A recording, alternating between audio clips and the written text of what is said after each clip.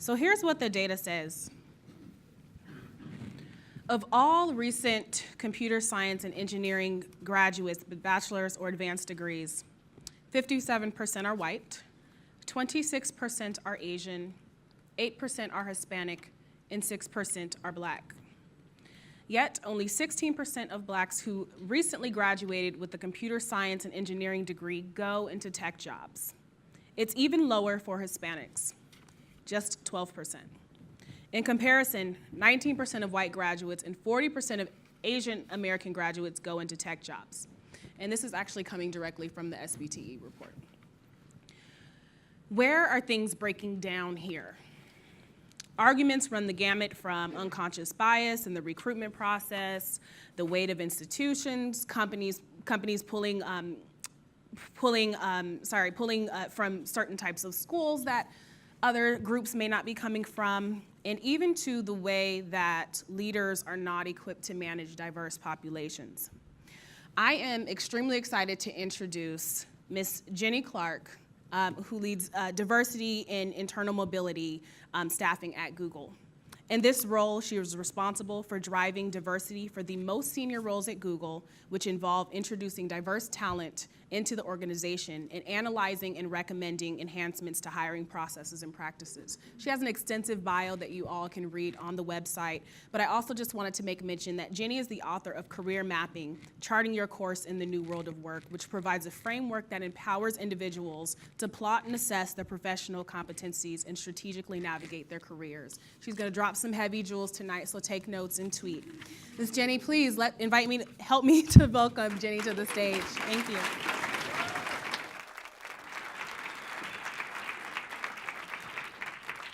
I'm going to stand back here. Otherwise, I'll walk around too much. Wonderful. I am so happy to be here. You have no idea. I just moved away from Chicago 5 months ago to join Google out in California, my home state. So it feels great to be back and sending love to all my peeps in Chicago. All right, so here we go. I was talking to Dee, and I'm a storyteller, and I listen to stories. And I was telling her of a situation, because I'm internal mobility, by the way, part of my responsibilities means that I'm helping Googlers find new jobs within Google. And I was told about a leader who happened to be South Asian, needing to have a script to speak to one of his white subordinates in order to manage that difficult situation. And I couldn't help but think, what if that person on the receiving end had been a woman or a person of color? So I guess when I say that, you know, why is it that we have leaders who fundamentally don't have, in my opinion, what is the most important leadership competency, managing talent? Okay, so that's where we're gonna start. And now I don't have all night. This isn't my show, so I'm gonna be quick. I'm gonna move through this really quickly, as quickly as possible, and then we'll dig a little bit deeper. But this has been my thesis for years. I was a partner at Spencer Stuart for 12 years and left and have done many other things, including write the book. And so this is something that I've been saying, and now finally I've got an audience, and Google's a great platform to get to be heard. You've probably seen some of these numbers before. I won't spend a lot of time. It's a busy chart, but you see kind of what the numbers look like. We are underrepresented. So how do we fix that? Why so little progress? There's a lack of commitment. There's a lack of execution. There's a lack of accountability, and I dare say a lack of courage. Courage. Come on now, this is what it takes. We've got these CEOs, we've got these leaders who are near geniuses, right? Smart people. Google loves hiring smart people. I see them running around all the time. And when I first got there, I said, this place is so swirly. It's There's people running around doing stuff. And I'm kind of like a straight line kind of person, in case you haven't guessed. And I'm looking, what, you got smart people. Smart people need to do stuff. And I dare say, some of that stuff, I'm not so sure we all need, but in any event, I'm gonna,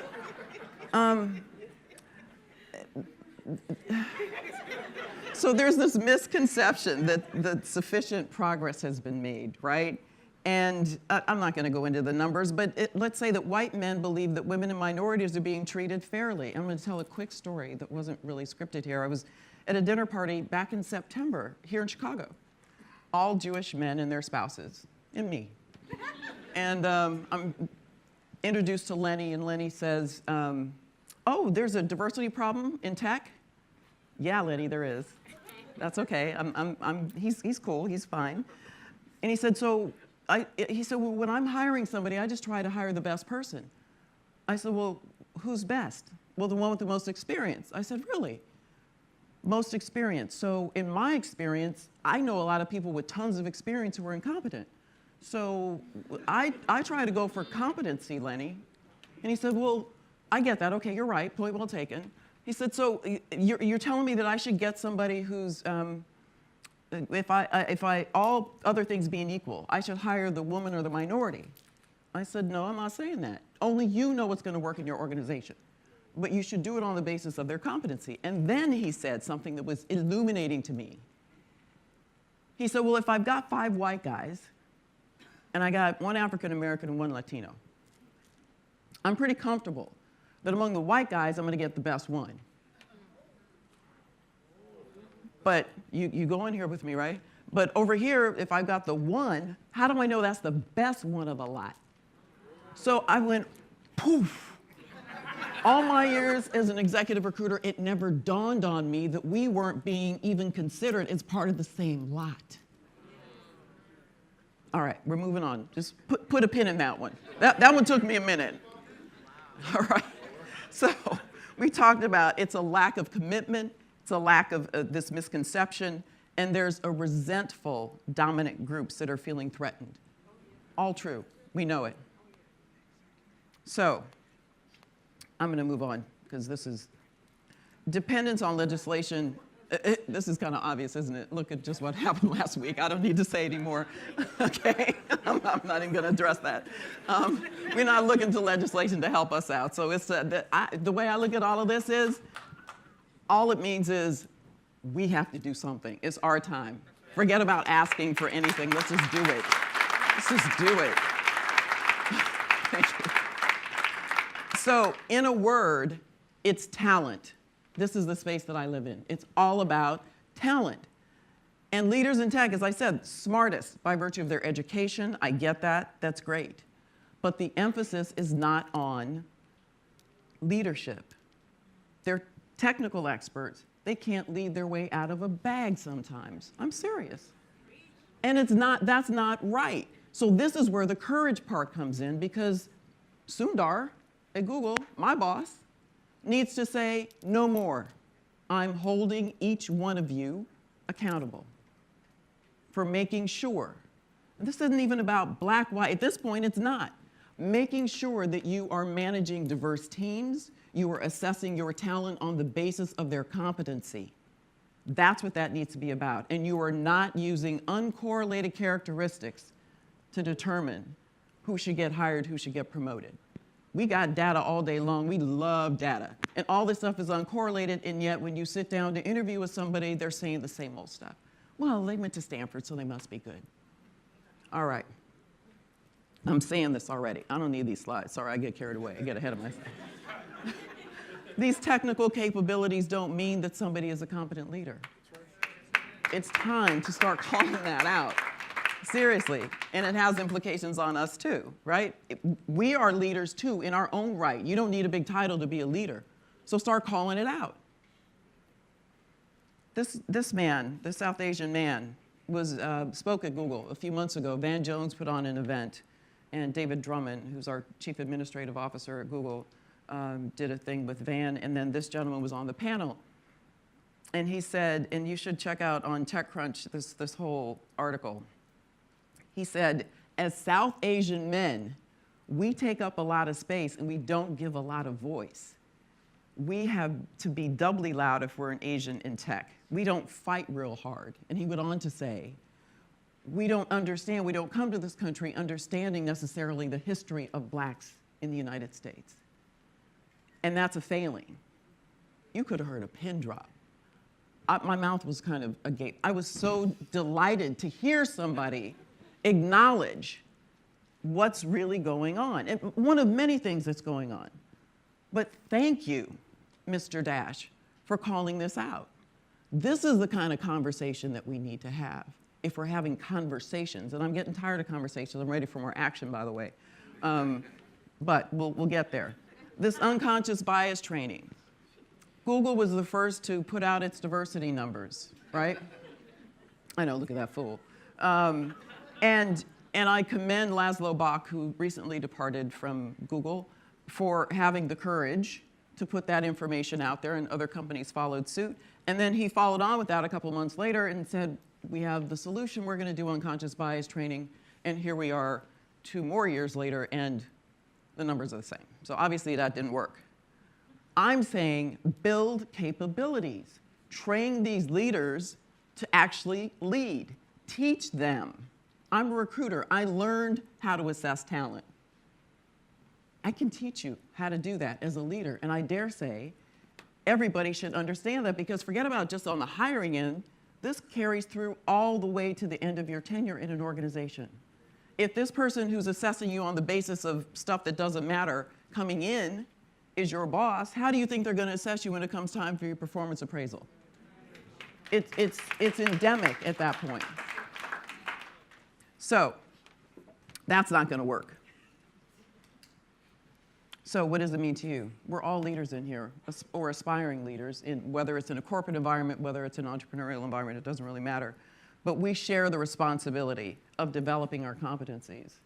So I'm one of these people, I believe in the macro, micro, right? On a macro level, we're looking to the organization to sort of fix the culture. The culture is nothing more than an amalgam of the individuals that are sitting there, and the leaders tend to set the tone. But we're in it. There are more of us down here than there are of them up there. So why are we not setting the tone? Why are we not? Build your individual capabilities. And this is the essence of my book. And thank you for mentioning that, Sherelle. The whole thesis was that we need to understand what our capabilities are and be able to create a narrative of ourselves for others. The onus falls on us to do that. Don't just say, well, look at my grades or look at my, whatever stuff that I did before. Tell me what makes you good.